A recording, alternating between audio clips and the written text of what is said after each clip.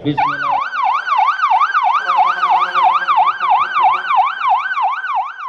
Program balik mudik gratis yang akan berlangsung selama 3 hari ini dimulai sejak tanggal 28 hingga 30 April mendatang. Balik mudik gratis ini merupakan upaya dalam meminimalisir angka laka lantas selama arus mudik Lebaran 2023 yang puncaknya akan diperkirakan terjadi pada hari Minggu atau Senin pekan ini.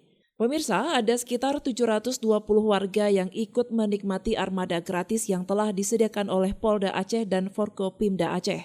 Sebanyak 207 armada disediakan dan siap mengantar warga yang ingin balik mudik setelah merayakan Lebaran.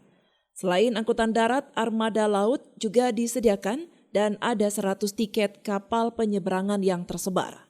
Kapolda Aceh, Irjen Pol Ahmad Haidar, usai melepas keberangkatan armada mudik gratis di Terminal Tipe A Batoh, Banda Aceh mengatakan, program tersebut bertujuan guna mencegah dan meminimalisir terjadinya laka lantas.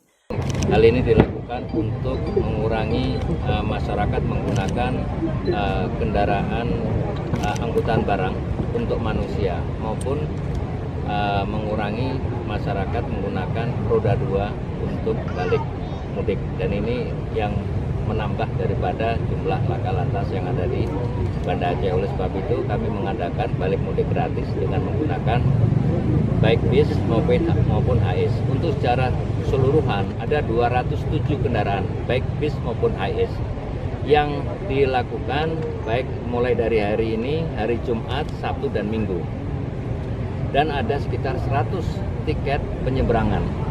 Kapolda Aceh berharap semoga kendaraan dan tiket penyeberangan gratis ini dapat meringankan beban masyarakat pasca perayaan Idul Fitri 1444 Hijriah. Dari Banda Aceh, Lala Nurmala melaporkan untuk Puja TV Aceh.